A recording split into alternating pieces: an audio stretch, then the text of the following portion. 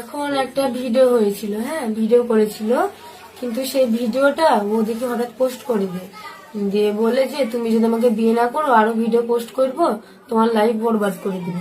আমি ওকে বিয়ে করতে বাধ্য হয়েছিলাম, হ্যাঁ ব্ল্যাকমেল করতে, দিয়ে আমি ওকে বিয়ে করতে বাধ্য হয়েছি।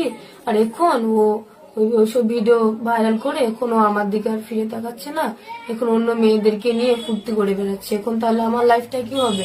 এখন তো আমার পুরো জীবনটাই বরবাদ করে দিল। তাহলে আমি এখন কি করব আমি বলেন? কারণ আমার তো একটা লাইফ আছে, তাই না? আমি তো একটু বাঁচতে চাই, কারণ ওর জন্য যদি আমি মরে যাই তাহলে আমার আমার ফ্যামিলি তো আমার জন্য শেষ হয়ে যাবে, তাই না? আর ও এখন আমাকে বিয়ে করে অন্য মেয়ে নেয় না আসছে, এখন আমার দিকে আর ফিরে তাকাচ্ছে না, এখন তাহলে আমার কি হবে?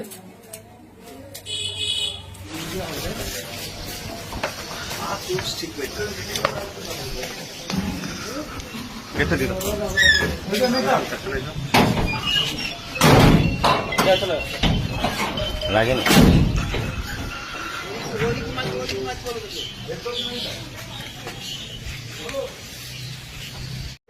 নদিয়া জেলায় বাড়ি, সাদিপুরে কাছাকাছি। কি বললেন? আমার বাড়ি থেকে মাত্র 45 কিলোমিটার রাস্তা।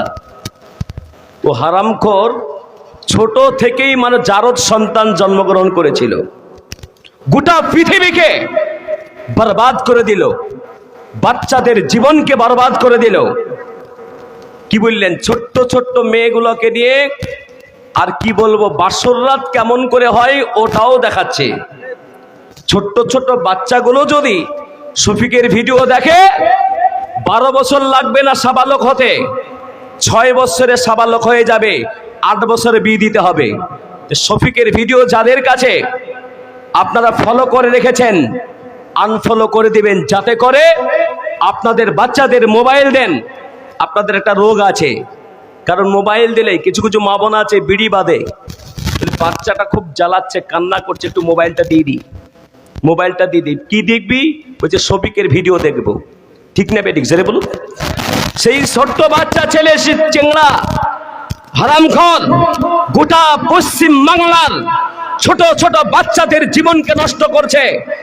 আমি এইখান থেকে আওয়াজ তুলতে চাই, শফিকের ভিডিওকে মুসলমানদের মোবাইল থেকে আনফলো করা হোক, এবং সরকারের পক্ষ থেকে প্রয়োজনে আমরা তাদের নামে কেস করব, যে জীবন বরবাদ করছে, বাচ্চাদের পড়াশোনা বরবাদ হচ্ছে, যাতে করে শফিকের ভিডিও না চলে। শফিকের ভিডিও আমরা সকলে দেখব না। জোরে বলেন ইনশাআল্লাহ, জোরসে বলেন ইনশাআল্লাহ।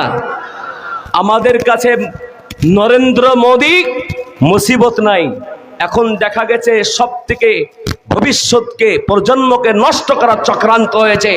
মোদের থেকেও খারাপ শফিক, যে ছেলেটা ক্লাস 7-এ পড়ে, পড়াশোনা শোনাতে পারে না। তার এক মাস্টারের সাথে আমার গল্প হচ্ছে, ওখানে জলসা করতে গিয়েছিলাম, বলছে পড়াশোনা কিচ্ছু জানে না, এই ভণ্ডামি করে। আল্লাহ তাকে হেদায়েত দান করুন। জোরে বলুন আমিন। আমার ভাইয়ের, আমি আপনাদেরকে